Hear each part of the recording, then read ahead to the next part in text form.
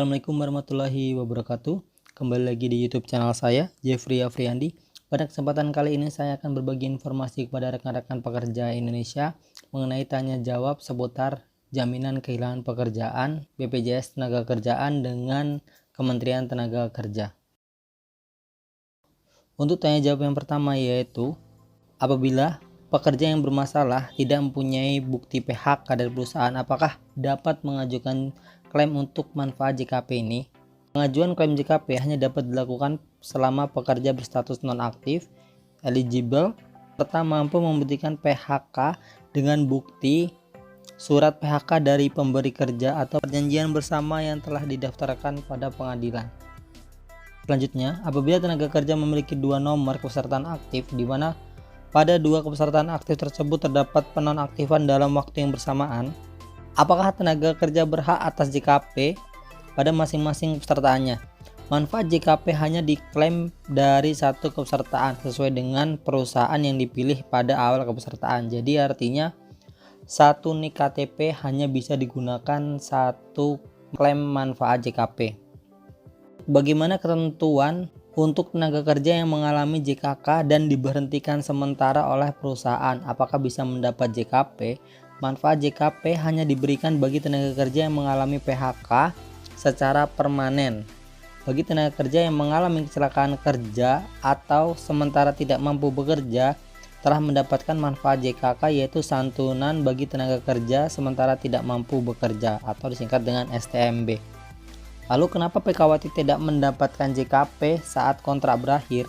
Untuk PKWT saat kontrak berakhir bukan termasuk resiko kehilangan pekerjaan, melainkan mengingat hal tersebut sudah merupakan kesepakatan di awal kerja. Lalu untuk koreksi saldo JHT yang bermasalah akan berpengaruh terhadap klaim manfaat JKP. Jika dasar koreksi saldo adalah tingkat upah yang tidak tepat, maka dapat berpengaruh kepada nilai manfaat tunai yang berhak diterima oleh peserta. Selisih kurang yang disebabkan pelaporan upah tidak sesuai dengan upah sesungguhnya harus dibayar oleh pengusaha kepada tenaga kerja. Untuk upah yang dilaporkan, tenaga kerja dapat melihat dari aplikasi JMO atau website resmi BPJS Tenagakerjaan di sso.bpjsnagakerjaan.go.id. Selanjutnya, bagaimana cara mengukur atau mengetahui karyawan yang ter-PHK berkeinginan untuk bekerja kembali? Penerima manfaat JKP perlu mengisi komitmen aktivitas mencari kerja selama 6 bulan ketika mengajukan klaim manfaat JKP.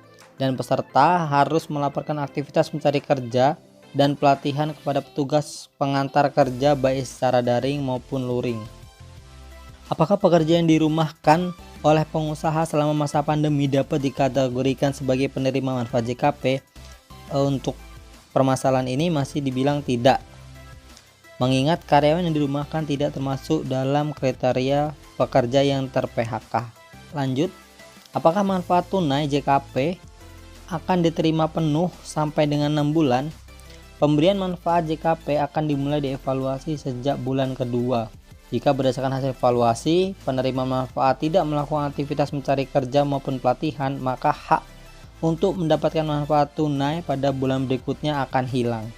Untuk menginformasikan juga kepada pekerja Indonesia bahwasanya JKP ini dapat diajukan selama 3 kali di usia masa kerjanya. Untuk usia masa kerja yaitu maksimal batas pengajuan di umur 54 tahun. Demikian dari tanya jawab seputar JKP, semoga bermanfaat kepada rekan-rekan pekerja Indonesia. Sekian dari saya, wassalamualaikum warahmatullahi wabarakatuh.